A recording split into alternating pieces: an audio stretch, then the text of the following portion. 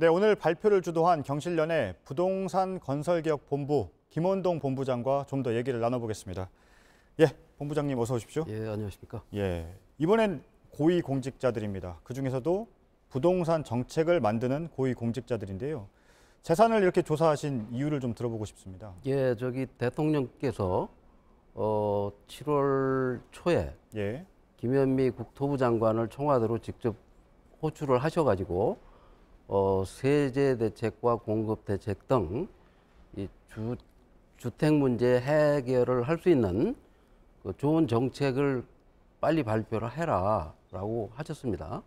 그래서 7월 10일 날도 그 세제 대책이 나왔고 또 8월 4일 이틀 전에도 대책이 나왔는데 그 대책을 만든 분들이 기재부, 국토부, 금융위 이런 예. 쪽에 고위공직자입니다. 그분들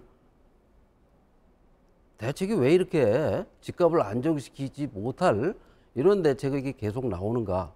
사실 작년부터 우리가 쭉 체크를 해서 청와대 참모들 그리고 여야 국회의원들 그리고 서울의 구청장, 시의원 계속 이 주택 정책에 직간접적으로 영향을 주는 분들에 대한 재산을 예. 저희가 조사를 했고 오늘도 그 일환으로 이 주택 정책에 직접적인 영향을 주는 고위공직자의 재산을 들여다보게 됐습니다. 네. 그러니까 이렇게 그 부동산 재산이 많은 것이 예. 정책을 만드는데 영향을 준다고 생각을 하시는 겁니까? 지난 3년 동안 예. 집값이 저희가 조사한 바에 따르면 아파트 값이 서울은 52%가 올랐고 집값은 34%가 올랐는데 국토부 김현미 장관께서 며칠 전에 여기 나오셔서도 예. 뭐라고 하셨냐면 감정원 통계에 의하면 아파트는 14%고 이 집값은 11%다. 예. 우리하고 3배가 차이 납니다. 예. 우리가 말하는 것은 집이라는 걸 우리 보통 사람들이 사러 가면 부동산에 가서 묻게 되고 물으면 시세를 조사하게 됩니다. 우리가 오늘 조사한 이 107명의 관료들이 가지고 있는 아파트 값 역시 지난 3년 동안 예. 52%가 올랐습니다. 그래서 평균 6.8억이 올랐는데 예. 서울에 있는 모든 아파트가 다 50% 이상 올랐는데 어떻게 국토부에서 나온 자료는 14%인가? 이런 통계를 가지고 정책을 설계한다고 합니다. 정책은 사람이 만드는 것인데 이 정책을 만드는 사람들이 왜 이렇게 집값 안정과는 거리가 먼 대책이 나올까? 이제 그런 것들을 확인하기 위해서 저희가 조사를.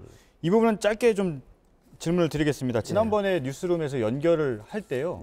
그때 당시에 국회의원들의 부동산 재산을 조사를 하신 결과를 발표를 하셨고요. 특히 국토위 기재위에 다주택자인 국회의원들이 많다라고 하셨습니다. 예, 맞습니다. 그때 국회의장에게 교체를 부탁한다고 하셨는데 혹시 부탁을 하셨고 공문을 보냈습니다. 그 저희가 미래통합당, 야당인 미래통합당이 왜 부동산 대책을 제대로 낸 걸 내놓지 않는가? 여당이나 정부가 제대로 못할 때는 야당이 제대로 된 정책을 제시하면서 정책 경쟁이 일어나야 되는데 그래서 이제 야당의 그 재산을 분석했더니 야당 의원은 여당 의원보다 재산이 2배가 많습니다. 부동산이.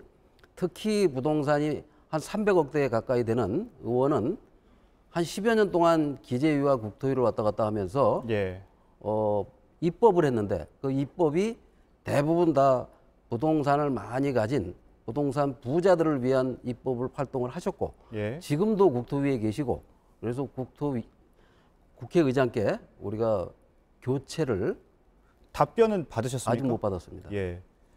당시에 여야 당 대표들한테도 서한을 보냈다고 같이 보냈습니다. 근데 하셨는데 같이 보냈는데 그 답변도 아직까지는 역시 답이 없습니다. 알겠습니다. 야당에서는 이런 주장도 지금 하고 있습니다. 집을 여러 채 가지고 있는 게 죄냐? 집값을 일부러 떨어뜨리는 나라가 어디 있느냐? 이런 얘기들도 나오고 있는데요. 이런 주장은 어떻게 생각하십니까? 맞습니다. 뭐 틀린 얘기가 아니죠. 그런데 집이 여러 채 가진 분이 고위공직에 가서 또는 국회의원이 돼서 해당 법안을 만들고 그 정책을 수립하는 업무를 하면서 3년, 4년간 계속 집값이 폭등하게 만드는 법과 정책을 만든다면 예. 그런 분들은 배제를 해, 교체를 하거나 배제를 해라. 예. 집이 여러 채 있는 사람이 일반인데 그분들이 무슨 문제가 되겠습니까? 여러 채 가지고 집 없는 분들에게 집을 빌려주고 임대 사업을 하는 거 이런 것들은 아무 문제가 없는데 고위 공직자가 예. 임대 사업을 하든지 국회의원이 임대 사업을 하는 거는 아무 문제가 없. 나가서 하는 건 문제가 없습니다. 예. 근데 해당 상임위에서 그런 법을 만든다거나 정책을 결정하는 것은 안 된다. 예. 그런 겁니다. 그제 나온 정부의 공급 대책에 대해서 좀 질문을 드릴 텐데요. 공급 대책 살펴보셨을 텐데 예, 그렇습니다. 어떻게 보셨습니까? 그러니까 공공이 참여해서 예. 재개발, 재건축까지 공공이 참여한다는 겁니다. 지금까지 공기업은 신도시를 만들어서 그 신도시에 값싼 주택을 공급해서 집값을 안정시키는 게 공기업의 역할이었는데 예. 그 역할을 지금 잘 못하고 있었습니다. 그래서 이 과거 2008년, 2009년, 2010년에는 강남에도 30평 아파트를 3억에 분양을 했었는데 최근 들어서 그 3억짜리 아파트 옆에다가 6억, 7억에 지금 공기업이 아파트를 분양하고 있고 과도한 폭리를 취하고 있어서 경실련이 분양 원가 자료를 달라 예. 했더니 주지 않아서 지금 소송 중입니다. 공기업이 높은 가격으로 이렇게 집값을 끌어올리는 역할을 하고 있는데 민간이 이 분양가를 낮출 리가 없죠. 예. 그런 공기업이 지금 이 신도시 개발을 넘어서 구도시에 들어가서 재개발, 재건축 사업까지 한다는데 예. 그 입주민들, 원주민들도 원치 않지만 저희도 이렇게 투명하지 못하고 이 폭리를 취하는 공기업이라면 이런 공기업이 들어가서 제대로 된 주택 공급이 될 리가 없다라고 예. 보기 때문에 이 정책은 실패한 정책이고 실패할 가능성이 매우 높은 정책이다. 따라서 이런 정책들을 만드는 분들을 대통령께서 좀 교체를 하시던가 뭐 하는 그런 조치를 저희가 바라는 겁니다. 네, 알겠습니다.